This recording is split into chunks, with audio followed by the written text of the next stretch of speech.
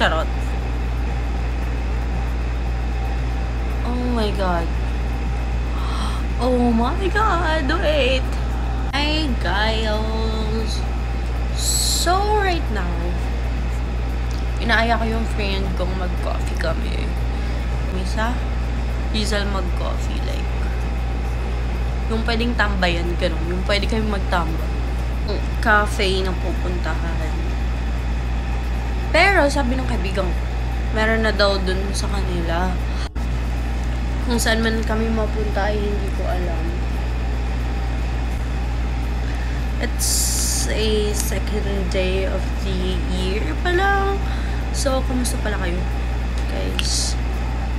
So, gagamitin ko pala tong G21 Dear January version 2.0. Charot. Ngayon, hindi naman talaga ako marunong gumamit nito eh. Dahil ako'y pabibo, maglalagay lang ako sa akin. Tama, wala pa, nagkulay na agad. Kulay siya agad, isang ganun lang, dalawang ganun ko lang. Kayakap ka. Para hindi naman ako mukhang bangkay.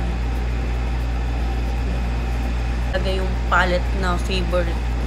It's like, ano yun eh, pang contour ko and highlighter. Super duper love ko talaga yung mga makeup, kahit anong makeup, basta makeup.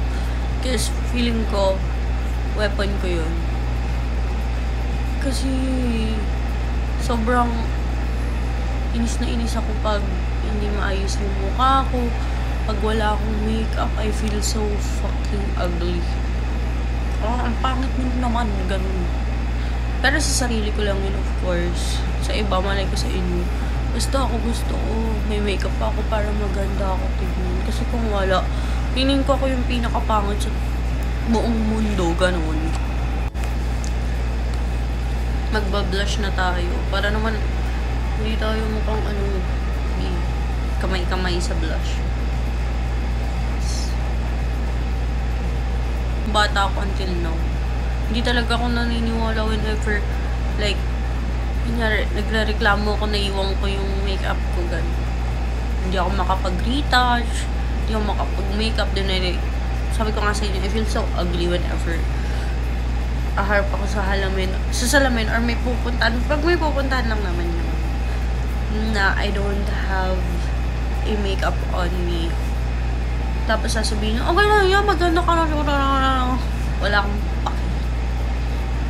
Gusto ko maging maganda. Gusto ko may makeup. Gusto ko like, so pretty, Jolene. Kasi like, as na makikita ko yung sarili ko. Kunyari may makeup na ako and all. Tapos makikita ko na siya. Oh, ang ganda mo. Sino ka? Ano ka naman? Paano ka naman ginawa? Ba't ang ganda mo? Ganun ko i-gaslight yung sarili ko. Ganda-ganda mo.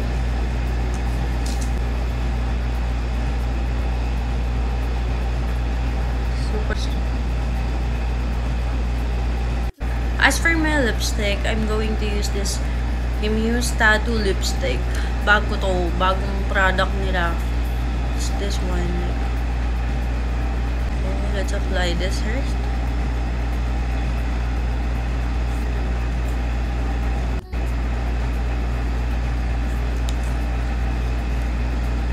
Kita nyo kung gaano ka hindi bagay sa kanyang pula. Oh my god. Let's wait lang. So guys, this is the lipstick.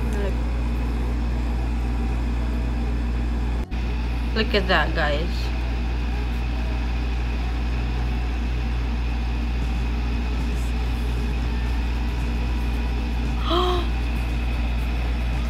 Natira pa, wait. So yun siya, guys. Para siyang lip tint lang. And then, ito yun, yung bago nilang product. Ang ganda. Dahil na sa person.